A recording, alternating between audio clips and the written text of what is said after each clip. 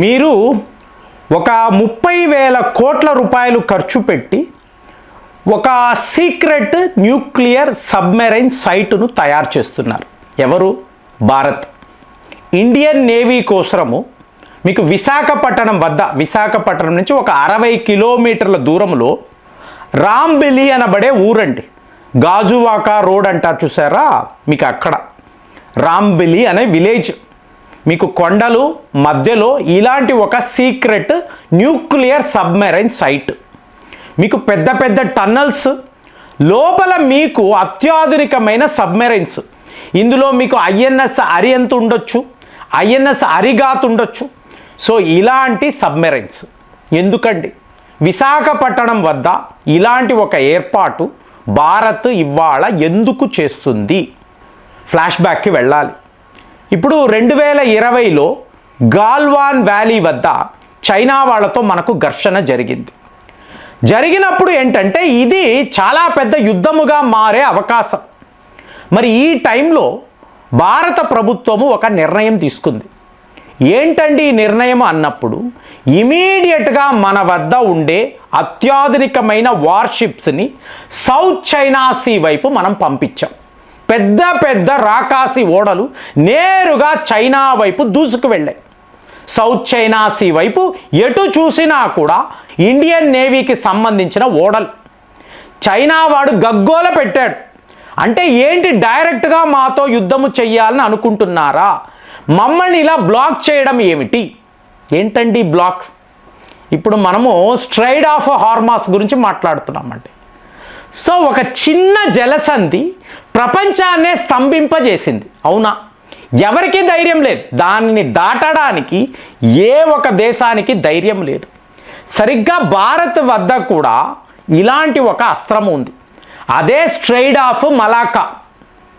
So ఇప్పుడు ఈ straight of Malacca వద్ద ఇండియన్ నేవీ ఎటు చూసినా, ఇప్పుడు మనము అటు వచ్చే ఓడలను ఒకవేళ ఆపేమో అనుకోండి, చైనా వాడి 80% చమురు కార్గో షిప్స్ ఇటు నుంచే వెళతాయి చైనాలోకి.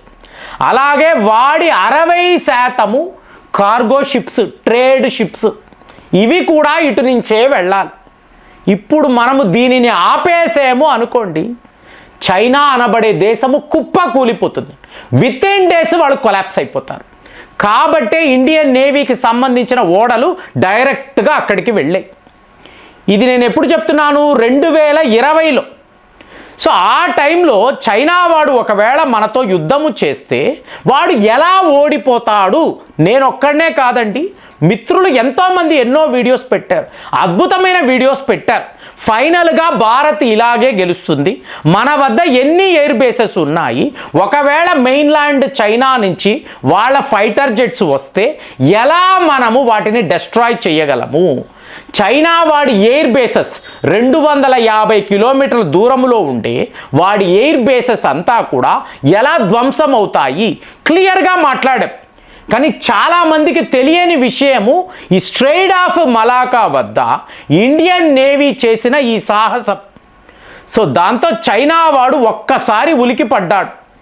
ఇప్పుడు వీళ్ళతో యుద్ధము అంటే, వీళ్ళు ఇక్కడ ఈ జలసంధిని ఆపేశారు అంటే నా దేశము ఏమైపోతుంది?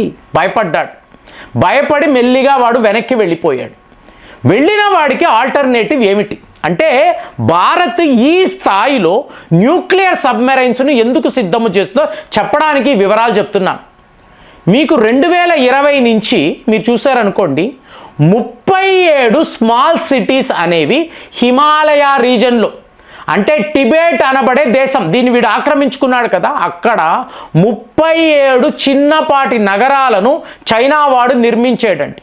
అంటే మీకు 60-70 ఇళ్ళు ఉండేది ఒక నగరం. అక్కడ అన్ని సదుపాయాలు ఉంటాయి. పీపుల్స్ లిబరేషన్ ఆర్మీ వాళ్ళు అక్కడే ఉంటారు. వాళ్ళు చలి తట్టుకోలేరు కదా, ఆ చలి ఏంటో వాళ్ళకి తెలియదు కదా. ఇప్పుడు అలవాటు పడాలి. ఎందుకు? రేపు భారత్తో యుద్ధము వస్తే 3వ ప్రపంచ యుద్ధమే స్టార్ట్ అవ్వచ్చు. సో అప్పుడు భారత్తో తలపడాలి అంటే నా సైనికులకు ఇక్కడ ఉండే చలిని తట్టుకునే ఆ శక్తి ఉండాలి అని 37 సైట్స్, 37 సిటీస్ ఇవాళ చైనా వాడు అక్కడ ఏర్పాటు చేశాడండి.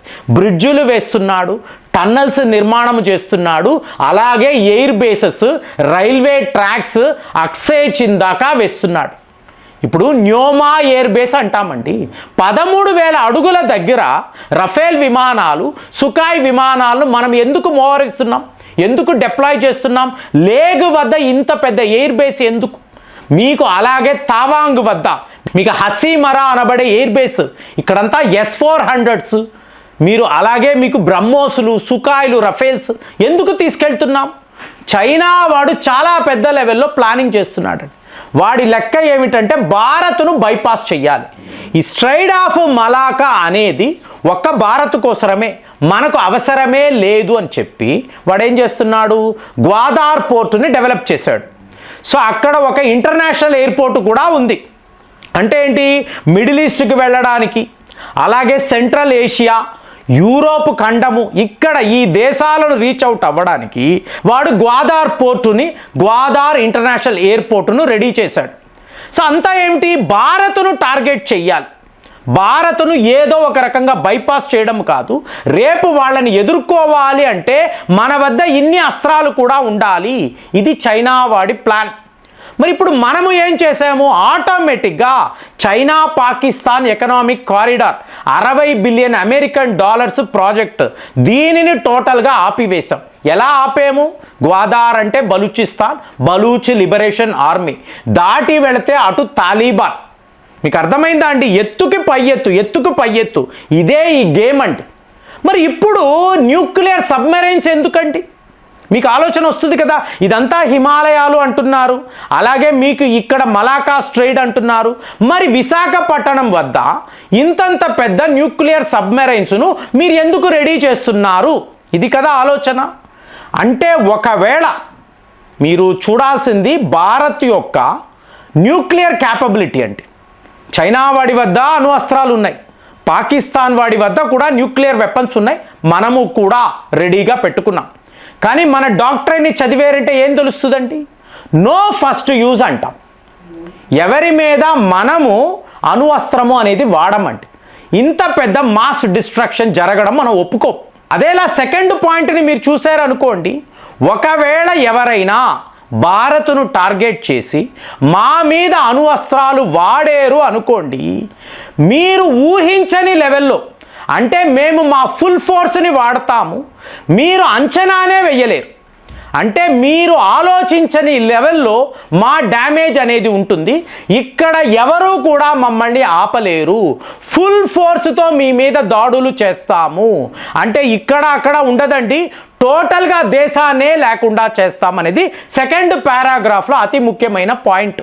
ఇలా చూశారనుకోండి, చైనాతో యుద్ధము వచ్చింది, హిమాలయాల వద్ద అనండి, అరుణాచల్ ప్రదేశ్, అలాగే ఇటు కారాకోరం, ఇక్కడంతా భీకరమైన యుద్ధము జరుగుతుంది. ఈ టైంలో సెకండ్ స్ట్రైక్ క్యాపబిలిటీ అంటారండి. ఎవరు ఊహించని విధంగా మీ న్యూక్లియర్ సబ్మెరైన్స్ ఎవరు డిటెక్ట్ చేయలేరండి. సముద్రం అడుగు నుంచి మెల్లగా మీ శత్రు దేశము దాకా వెళ్ళి అక్కడ నుంచి మీరు మీ న్యూక్లియర్ అస్త్రాలను మీ శత్రువుల మీద, అంటే మెయిన్లాండ్ చైనా దాకా కూడా వెళ్ళగలిగే మీ వద్ద అట్లాంటి న్యూక్లియర్ వెపన్స్ ఉంటాయి, వాటిని మీరు వాడతారు. 12 సబ్మెరైన్స్ అనే వాటిని మీ టన్నల్స్లో మీరు దాచిపెట్టగలరు. శత్రువులు ఎప్పుడూ పసిగట్టలేరు.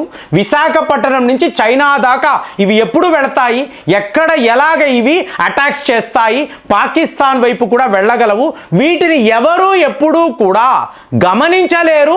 మన వద్ద ఉండే ఈ న్యూక్లియర్ వెపన్స్ శత్రువులకు ఎలా బుద్ధి చెప్పాలో అలా చెప్పగలవు. సో అలాంటి ఒక ఏర్పాటు 30,000 కోట్లు ఖర్చు పెట్టి, అంటే ఒక 2040 అనండి, 2050 అనండి, ఆ టైంలో కూడా మనదే పై చేయిగా ఉండాలి, మనదే అడ్వాన్స్డ్ వెపన్స్గా ఉండాలంటే ఇంతంత ఖర్చు పెట్టి మనము మోస్ట్ అడ్వాన్స్డ్ ఇండియన్ నేవీ అని చెప్పి ప్రపంచానికి చెప్పాలి.